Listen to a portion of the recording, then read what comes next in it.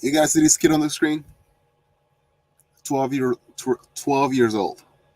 12-year-old little rapper and stuff like that. And he pretty much he just got sentenced to I think for like what till for 7 years and stuff like that. He first was on. You know what?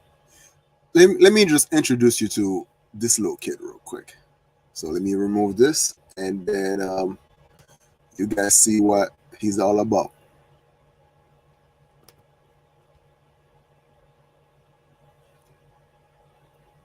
All right, can you guys hear me? All right, hold up. Media, this your host Key Talk. Check it out, man. All right.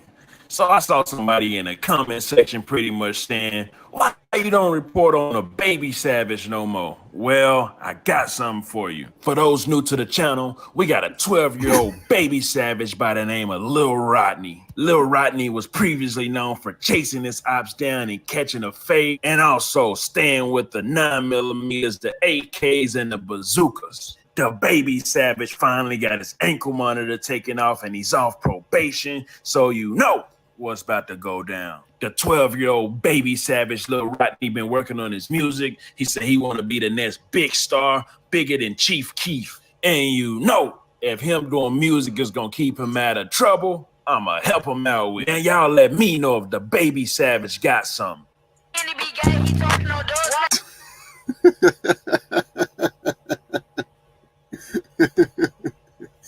5 minutes later. Watch this. All right, so now this is Lil Rodney now on his court hearing. But every time I let you out, you just cut off your electron monitor. You come back. Yes, sir. This time I cut it because I was on the phone with my. Please don't say anything, okay? Don't say that right now. Okay. Sorry. Yes, ma'am. Yes. So, all right. So you keep on running away. We keep on getting you back in here, make you stay a couple days. You promised me you're not going to cut it off. I think you cried a couple times about coming back here. And then this last time we let you out. Mr. Spence, when was the last time we let him out? Your Honor, he cut his monitor on 8/14 of this year. Okay, so about 6 weeks ago, cut off his monitor and ran. Even though you promised me you wouldn't. All right. So now there is evidently a new charge that was filed relating back to April. And that's the one where you shot the 1-year-old? Wow. Mr. Spence? Yes, Your Honor, it is. Like a 1-year-old baby? Yes. Okay. This little kid right here shot a 1-year-old. A 1-year-old. See, all right. I know that I kind of laugh at this and stuff like that. The reason why I'm laughing is because on the Instagram post and all that stuff, he's, all tough with all these guns and everything. And then now he's just like the little kid out of him just coming out. And it's freaking sad, man. It's sad that because his parents failed him. His grandparents failed him. The culture itself failed him. Right? We live in a culture where it's like there's this love affair for this whole thug culture, this whole like hookup culture, and all these little like we're addicted to damaged goods. Like we make so much excuses for bad behavior. And it's like at which point we're gonna take a step back, be like, whoa, I can't co-sign that. And that's like one of the things that I bought. I bought some of these pro-black that pissed me off is because, like, dude, like, there's so much thing that is wrong within the culture, which we're bending over backward just so we can make excuses for these bad behavior. And then we just want to chalk it up to like something simple. So, it's, white supremacy or it's like, and if you like one of those MGTOW guys, like, oh, it's the mom's fault, and this is like it's pathetic. Whatever's going on right now, look at this little kid. All right, he's on probation. Just listen to this thing. He's accused of shooting a baby at 11 years old. And then we bring him back in. He's been on the run, and he's smoking weed. Yes, Your Honor. Okay. Anything else I'm missing about him? Nope, that's about it, Your Honor. All right, Mr. Moore. Hey, look what I found. Right? I know 11-year-olds are supposed to have guns. Right? After they've been accused of shooting a baby. Wait. Someone commented on it. All right. This is what I'm talking about, right? Someone commented, "This is so fake." Wait, I mean, I'm not sure what she means by that. This is so fake. Like, does she mean that well, I don't know if that's a he or she. Does he mean like the picture of the gun is so fake, or the whole setup is so fake?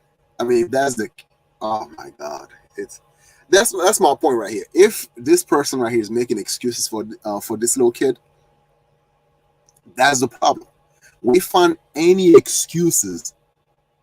We do so much mental gymnastic in order to excuse bad behavior. Look, right now, Philly is burning down, right? Because some dude with a knife run up on a cop and stuff like that, and then they just fill him with bullets.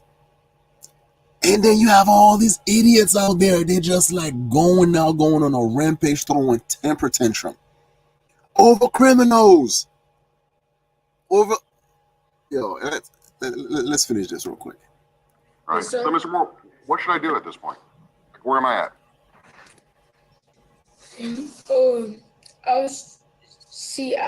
This time I wasn't gonna cut, but like, Don't say that, okay? Not right now. You're gonna want to talk to your attorney first. White ladies coming to the rescue. Shut your mouth. Don't say anything. Don't say anything, little black boy. I'm here to rescue you. Don't say nothing to incriminate you. I mean, hey, listen, that's her job, right? She's supposed to make sure that he doesn't keep incriminating himself, you know? yes, ma'am. Well, I don't know, but I was trying to see, could you at least give me one more chance, and then see if this time I mess up, you should like hold me for some months. Yeah, but didn't So this 12-year-old, you know, it's like cut off his all right.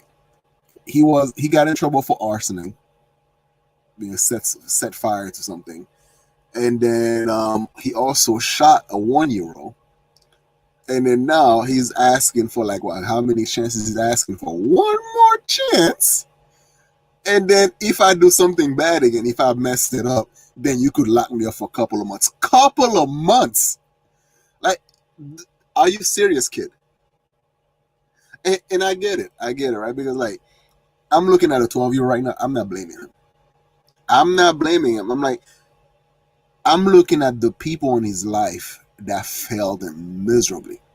Because a lot of things that we love to overlook is like we want to bypass the immediate circle, right? And then we just want to go straight to the top. Say like, well, you know what? Never mind the parents. It's white supremacy. That's why he's the way he is. You know, okay. Mom, dad, grandparents, anybody? No, it's the state's fault. It's the white supremacy. It's some type of nonsense. And it's like, dude, when are we gonna like hold ourselves accountable? When are we gonna hold ourselves accountable? You know, I want to hear. You told me to hold you for a year last time if I mess up, didn't you? Never said that. I don't remember. What? Yeah, you told me that I can hold you next time. Give me one more chance. Actually, you said that two times. So, and remember, the last time I said, well, that's what you said last time. Why should I believe you this time? All I was trying to do was go to my friend's funeral. And I asked Mr. Spence, and he said no. And then I missed JV and stuff, because I was in here, and every time I met one of my friends, so I tried to go to the funeral, and Mike didn't let me go because I didn't know my friend's last name. And then What up, John Hurst? What's going on? I just had to, because I didn't want to more. Rodney, I think Judge understands your point at this point, okay? So they want guns at the funeral? Is that where you're trying to go? No, that was a long time after the funeral. Right? Your Honor. So you went to a funeral for a friend, but you don't know the friend's last name? No, because we all go by nicknames, and everybody noticed. And then he said I couldn't go because I didn't know the. Listen, John Horst said that the OG failed him. Like, yeah, but that's part of it, though. The OG wasn't supposed to be the one accountable for you. It's supposed to be the parents or the grandparents, you know? And it's like, look, listening to this, it is sad. It is sad because here's the thing, right? When you get yourself in a dark place, it's like you would make a mistake. Let's say you start hanging around with the wrong crowd. Start hanging around with the wrong crowd and stuff like that, right? And then you make your first mistakes. So you either get away with it and say you didn't get punished for that mistakes, or you might get, when you don't suffer the consequences of your action, you simply delay it. And a lot of time, the only way to actually revert bad karma is by actually start doing good things, and then to, I guess, in a way, you kind of reverse that. Is, you know, you bring in good karma and stuff like that, right? So let's say you are in the wrong crowd. You start doing, stuff to impress your friends, because 12 years old, man, the level of influence your friends would have on you, especially if they're older. So for all I know, this kid is just looking for this father figure.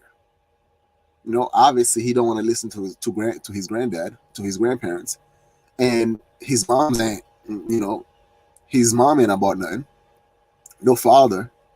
So he's hanging around with older kids, and that has the big brother influence on him, and he's desperately trying to impress them.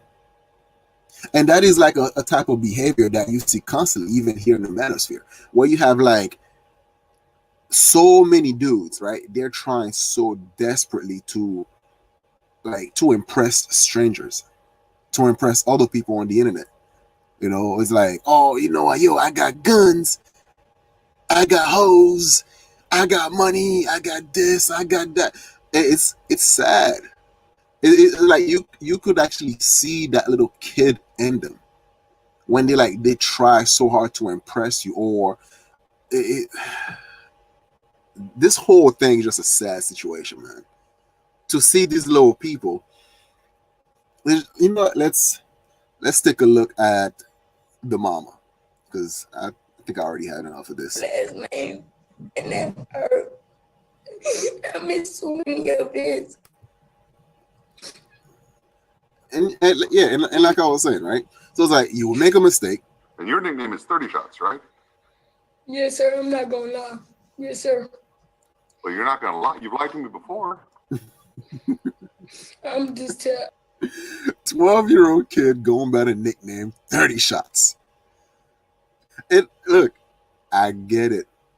I totally get it, because like the level of influence someone can have upon you when you have that young of a mindset, it's incredible. Well, I think, which is one of the reasons why when I talk about, like, let's say the thug culture, or when I talk about the hookup culture, is because there are some kids out there, right, that don't have a good role model at home. So if they're not in the street, they are online, and they are now being bombarded by a whole bunch of people. They're in their 30s, their 40s, their 50s, and they are now trying to influence these kids with their own failure. You know, it's like, let's say they had a bad marriage, so they're talking about like, you know, how, you know, women ain't shit, right? Sorry for the cussing. I'm trying not to cuss this much, but let's say they had you know, a bad whatever, you know, they're not at a good point in their life right now. So same thing with women, you know, they're talking about bad about, you know, the men and stuff like that. So it's like you get to the point where you are now influencing these young minds, right? And then when there are other people with opposite perspective of you, and then you get pissed off as if for some weird reasons, like, yo, these the other ideas is somewhat infringing upon your property, infringing upon what you consider to be your, what you call it, yeah, you, what you see to be your playground. It's like, oh, these are my customers, these are the kids, you know, I'm supposed to be the one influencing, not you. So shut your mouth, close your channel, blah blah blah, so on and so forth. It's like the animosity towards those with different opinion, and it's like it's very interesting. All right, but let's check out the mom real quick. Let's see. Nope, not it. Where we at? All right, this is the mother right here. All right, this is a quick snippet of the interview because I couldn't find the interview that she had, so I had to get it from Lovely T's channel. So shout out to Lovely T. For those who don't know, although the people should know, let them know who we got behind the camera. Lil Rodney mama. Project Dicks. Now you the Lil Rodney's mom, right? Gentlemen, these are the bras y'all impregnating.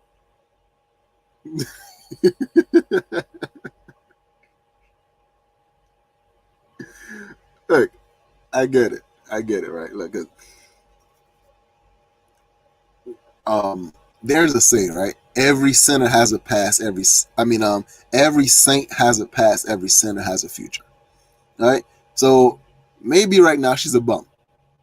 Who knows? If she changes her ways, stop hanging around with other bums, then she might become somebody. Just like these two dudes, they're hanging out with a bum. She's a bum.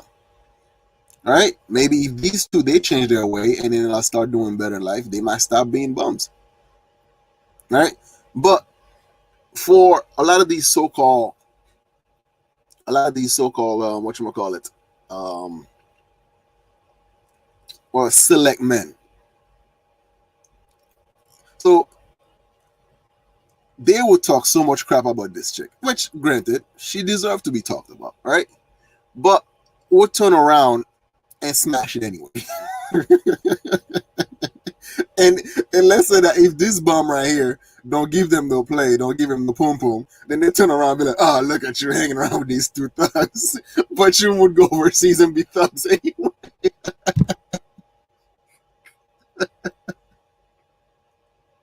Gentlemen, you wanna like, oh, I had a post on Facebook, right?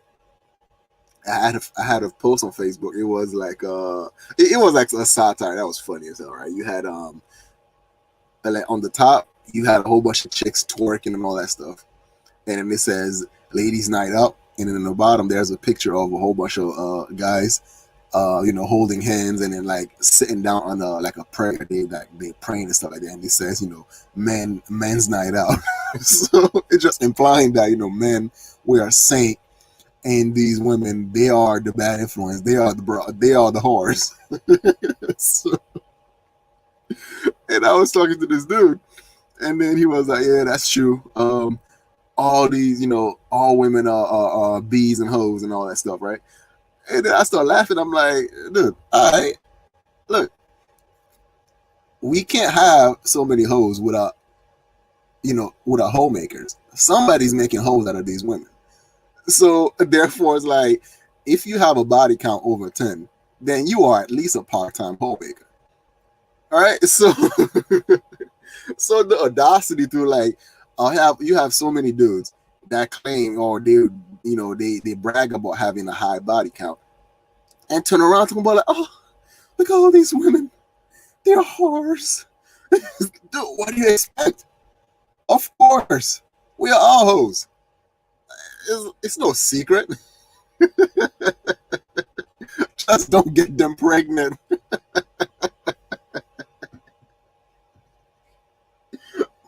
But anyway, so this bum right here, that's Lil Rodney's mom, right? And it sucks. It sucks because like she failed him. The father that's not in the picture also failed him because it takes two to tango, you know. So we're not just gonna just put all the emphasis on her. You know, the dad that's not around also a bum too. You know, so now you have this little 12-year-old with no guidance. There's no love. He doesn't feel any type of love from his parents. So now where do you think he's gonna get that he's gonna get that confirmation? In the street.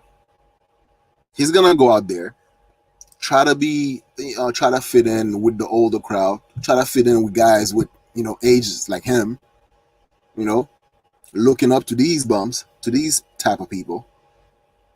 And now look at that. 7 years. 7 years in prison. What do you guys think? What do you guys think of the situation? What do you think, John Horse?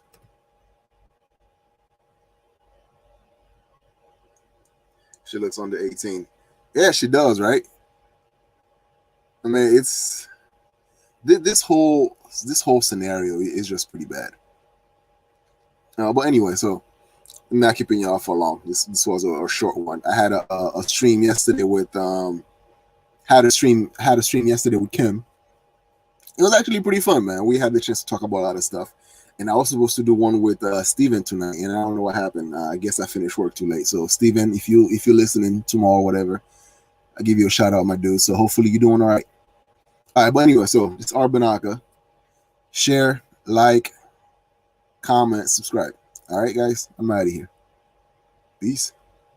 Oh, hold on a second. Who's? Oh, all right. All right, peace.